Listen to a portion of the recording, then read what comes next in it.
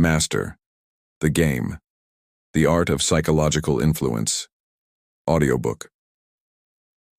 Chapter 1. The Hidden Hand in. The world of human interaction. There exists an invisible force, an influence that shapes decisions, guides emotions, and sways outcomes.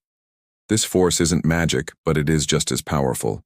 It is psychology, and its masters are not always those you expect. It began with a man named Ethan. He wasn't rich or famous, nor was he a politician or celebrity. He was a quiet, unassuming figure, but Ethan had learned the art of psychological influence, and soon, he would change everything around him without anyone realizing it. It wasn't a skill he was born with. It was something he stumbled upon after a life of observing human behavior. Ethan had always been intrigued by how people made decisions, especially when they thought they were in control. What fascinated him the most was how, with a few simple shifts, he could make someone believe they made a choice when, in fact, it was he who had shaped their path. He realized quickly that influence wasn't about commanding people. It was about understanding them, getting inside their minds, and planting subtle seeds that would grow without them even knowing. This is the core of psychological influence, not controlling someone but guiding them with invisible threads.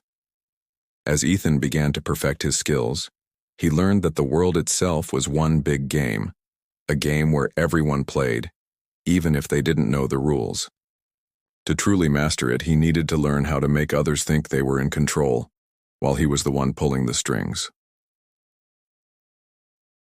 Chapter 2.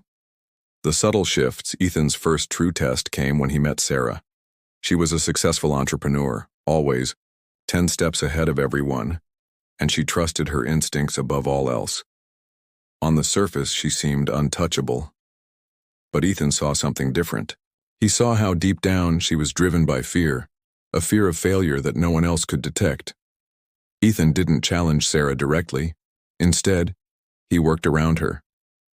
He casually mentioned stories of entrepreneurs who had lost everything by trusting their instincts too much, and he framed them as cautionary tales. Without ever telling Sarah what to do, he subtly planted the idea that perhaps her gut feeling wasn't enough to ensure her future success. The real twist came when Ethan introduced her to a mentor figure, a man who seemed wise and successful. Sarah, eager to learn, jumped at the chance to be guided by this expert. What she didn't realize was that this mentor had been carefully chosen by Ethan, and he had been trained to reinforce the very doubts Ethan had planted. Over time, Sarah started to question her own decisions. She began deferring more and more to the mentor. The more Sarah relied on him, the more her confidence in her own instincts eroded. In a matter of months, Sarah, once an independent force of nature, was now seeking approval for every decision she made.